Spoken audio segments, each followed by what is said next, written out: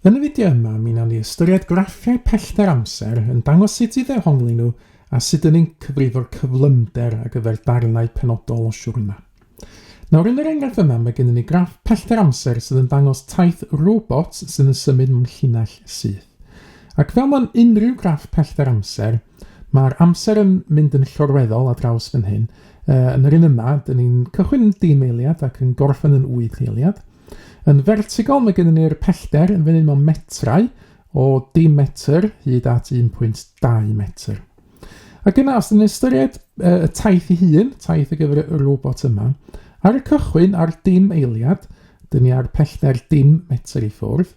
Yn y 2 eiliad gyntaf wedyn, mae'r robot yn symud i fod 1.2 metr i ffwrdd. Yna rhwng 2 eiliad a 5 eiliad, mae'r robot yn cynnal y pellter 1.2 metr i ffwrdd. Ac yn ystod darn olaf y siwrna, rhwng 5 eiliad ag 8 eiliad, mae'r robot yn newid o fod yn 1.2 metr i ffwrdd i fod yn 10 metr i ffwrdd. Nawr, un peth fydden ni'n neud efo graff pellter amser fel yma ydy cyfrifo cyflymder y robot yn ystod pob rhan o'r daith. Fan hyn, mae gennym ni 2 rhan i'r daith, a'i labelu nhw. Yn A yn fan hyn, y darn yma sy'n mynd i fyny, B, y darn llorweddol, a wedyn y C, neu alw y darn yma sy'n dod i lawr. A i gyfrifo'r cyflymder, y fformula, dyn ni eisiau ei ddefnyddio i gyfrifo'r cyflymder ydy hwn. Dyn ni eisiau cychwyn efo'r newid mewn pellter ar gyfer darn penodol o'r siwrna, a wedyn dyn ni eisiau rhannu hefo'r newid mewn amser.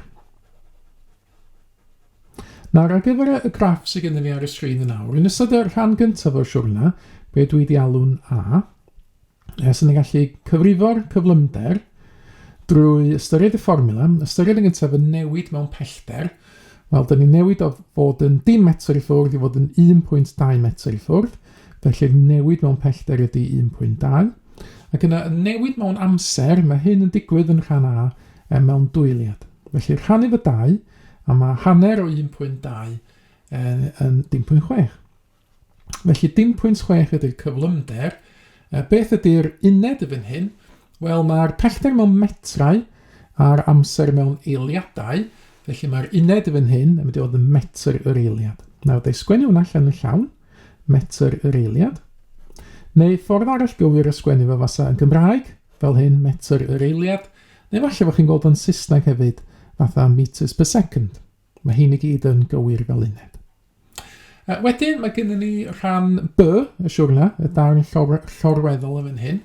Ac eto, os dwi'n sgwennu rhan B i lawr ac yn ystyried beth fydda'r cyflymder yn yr achos yma. Cychwyn yn gyntaf efo'r newid mewn pellter. Wel, dydy'r pellter ddim di newid yn ystod yr rhan yma o'r siwrna. Dyn ni'n aros 1.2 metr i ffwrdd. Felly, y newid mewn pellter ydy dim. Mae'r amser wedi newid o 2 eiliad i 5 eiliad, so dyn ni'n newid o 3 eiliad, a wedyn mae dim rhan efo 3 yn dim, felly dim metr yr eiliad ydy'r cyflymder.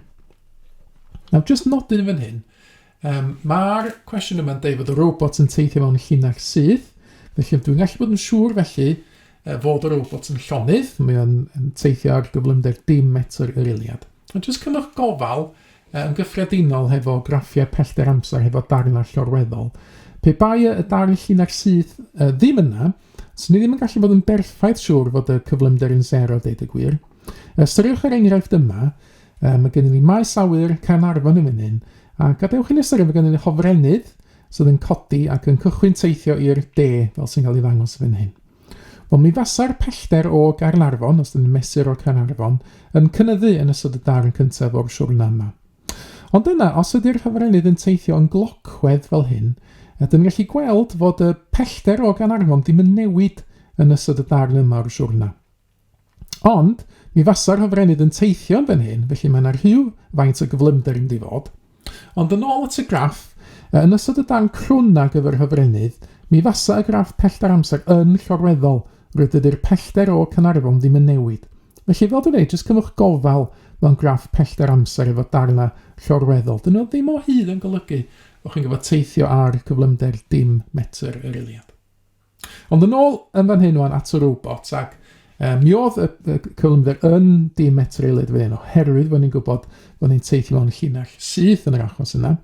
Ar gyfer rhan olaf o'r siwrna, rhan C yn fan hyn, os gan ni jyst cwblhau y set yn y gwylod fan hyn, a gweithio allan cyflymder y robot yn ystod rhan C o'r siwrna.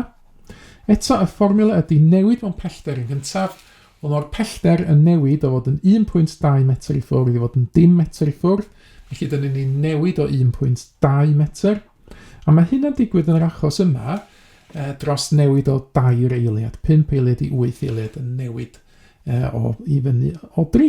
Felly rhan efo 3 fan hyn, a mi fasa 1.2 rhan efo 3 yn troi allan i fod yn 10.4 metr yr eiliad. Nawr, cyfle iddo chi nawr rhoi cynnig ar y math yma y gwestiwn. Dyma ni graff gwahanol, y graff pellter amser arall ar gyfer robots gwahanol. Ystyriwch yn nawr os gwelwch yn dda, beth yw cyflymder y robot yn ystod y rhannau gwahanol o'r siwrna. Ac unwaith ydych chi feddwl amdano yr atebion eich hun, cymharwch nhw wedyn yn erbyn yr atebion cywir sydd yn nawr yn cael ei dangos ar y sgrin.